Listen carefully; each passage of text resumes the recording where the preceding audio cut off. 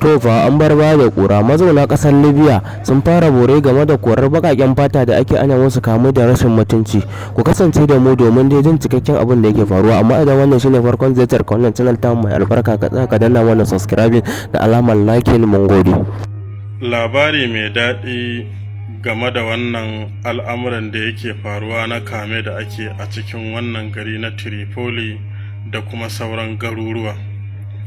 A yanzu za ku ci karo da bidiyoyin Larabawa da dama inda suke nuna alhini da baƙin ciki da kokawa akan yanda ake kama takarawanmu da wani abu makamancin haka, wanda kuma yanzu haka akwai wasu angoyi wanda manya-manyan motoci ɗauke da kayan da kuma zai lalace a ciki, amma babu wanda za su sauke su, wanda a ƙiyasi ana ƙiyasi akan cewa 'yan kasuwan ƙasan nan da kuma kamfanoni za su yi babbar asara, musamman dogaro da wannan abin da ya faru sakamakon abubuwan da aka ɗauko musu mai lalacewa ne, wanda kuma ba zai sauku ba, babu mutanenmu wanda za su sauke wannan kayan.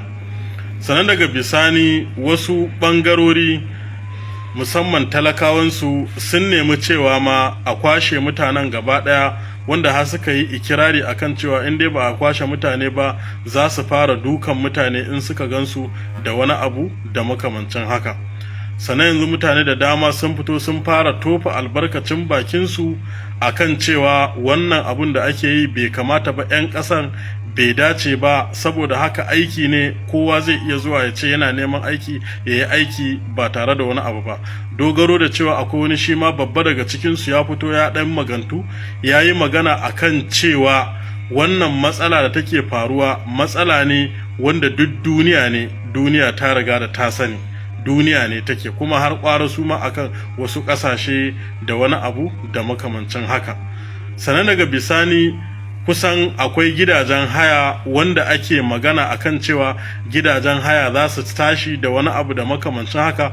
To wa'annan mutanen a wata majiya mai ƙarfi kuɗi ake biya duk mutumin da ya tashi takarawa a gidansa ya ce kar su zauna, to a gwamnatance akwai wani ɗan fasantas na kuɗi da za a cire a ba wannan mutumin a wata majiya da na samu. Allah ne kaɗai ya san gaskiyar al'amari. To saboda haka abin da nake so in sanar da al'ummanmu, ku kwantar da hankalinku, mu yi ta addu'a.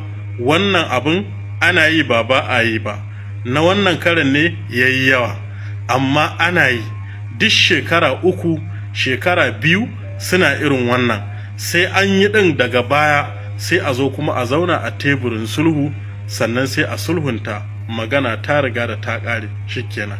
To saboda haka addu'a shine kurin mafita da wani abu da makamancin haka. Insha Allah. Amma fitan tunda aka ce a tsaya din, to a tsaya, a raka, a jira, a gani. Allah ya sa mu dace.